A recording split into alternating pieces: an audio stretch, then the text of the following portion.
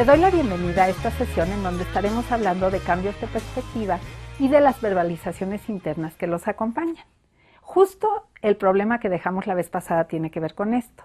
Recordarás que preguntábamos cómo acomodar 4 estatuas de manera que quedaran equidistantes en un jardín. Abrimos un foro para esto y obtuvimos las siguientes respuestas. Algunos presentaron la idea de colocarlas en una línea recta y efectivamente cada una de las estatuas tiene la misma distancia con su vecina. Sin embargo, la estatua número 1 y la número 3 están más lejos, igual que la número 1 y la número 4. Entonces esa pues no es solución. También algunos presentaron la idea de acomodarlos en un cuadrado. Esto implica que las estatuas que están en los lados efectivamente están exactamente a la misma distancia, pero no así las que están en las diagonales. Otros presentaron la idea de un círculo, pero como veremos en esta ilustración, el círculo es un caso particular del cuadrado. Otros más hablaron del rombo, y el rombo hace que sea todavía más larga la diagonal de esa figura. Entonces, ¿qué pasa con esto? Nos exige pensar desde otra perspectiva, olvidarnos de las 2 dimensiones y pensar en una tercera dimensión. Así, la solución ideal es colocar las 3 estatuas iniciales en un triángulo equilátero. Colocando cada una en su vértice, estarán a una distancia igual una de la otra. La 4ª estatua se coloca entonces justo en el centro del triángulo, pero en un montecito de manera elevada, de tal forma que las distancias de todas sean iguales entre sí. Esto nos lleva a pensar en algo que planteó Edward de Bono hace muchos años. Se trata del pensamiento lateral, que difiere del pensamiento que normalmente seguimos y que es un pensamiento de tipo vertical. Veamos las diferencias entre uno y otro. Mientras el vertical se apoya en lo lógico, es decir, intenta cavar más profundo en una misma dirección, el lateral se enriquece a través de otras propuestas y plantea cavar en otros sitios. Mientras el vertical habla de mejorar lo ya existente, el lateral promueve las nuevas ideas. En este sentido, estamos viendo que se parece un poco a los cambios incrementales y a los cambios disruptivos que ya hemos visto. También en el caso del vertical, tratamos de evadir la incertidumbre, mientras que en el lateral nos encanta la ambigüedad.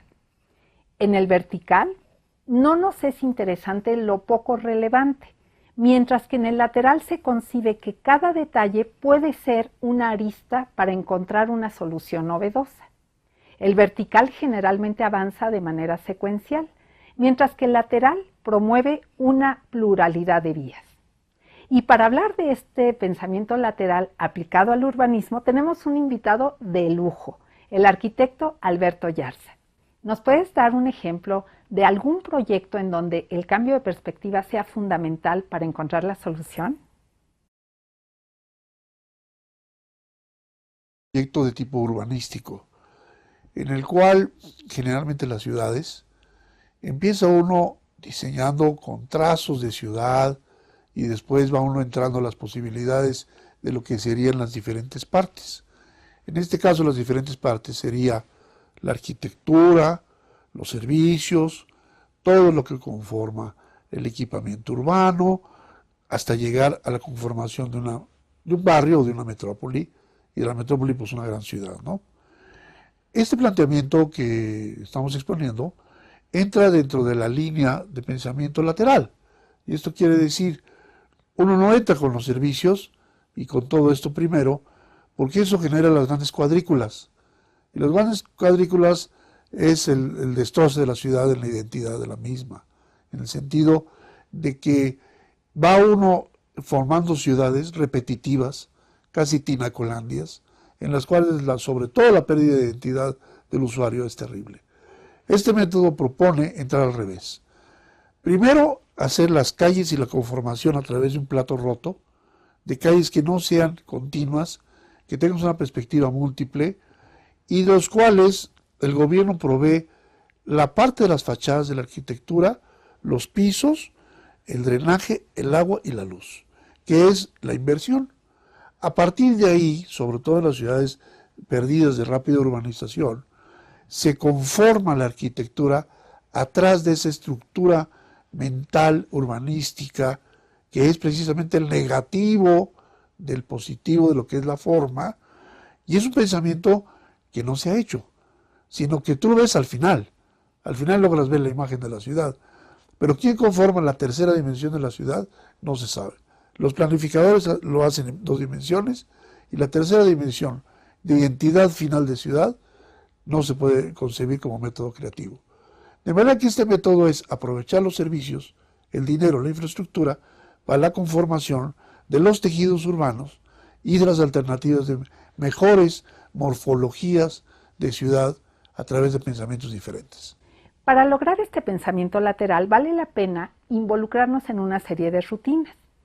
Por ejemplo, es importante enfrentarnos con mucha frecuencia a problemas difusos, es decir, no estos problemas de escuela planteados perfectamente en donde nada más existe una solución, sino enfrentarnos a cuestiones que tengamos que procesar un poco más y que nos impulsan a pensar de maneras diferentes. También es importante no conformarnos con una sola solución, siempre pensar de qué otra manera podría yo hacer esto. Y una cosa fundamental que veremos también más adelante es que está bien tener errores. Los errores son parte del proceso creativo. Las verbalizaciones internas para generar este tipo de pensamiento lateral incluyen frases como las siguientes: me voy a arriesgar, mientras más poco común, mejor. Voy a explorar algo totalmente desconocido. ¿De qué forma no se ha hecho esto antes? En esta sesión estuvimos hablando del cambio de perspectiva, del pensamiento lateral y el vertical y de las verbalizaciones que llevan a tener un pensamiento lateral. Nos vemos en el siguiente capítulo, donde estaremos hablando de hábitos, estilos de liderazgo que potencian la creatividad y que va a estar muy interesante. No se lo pierdan.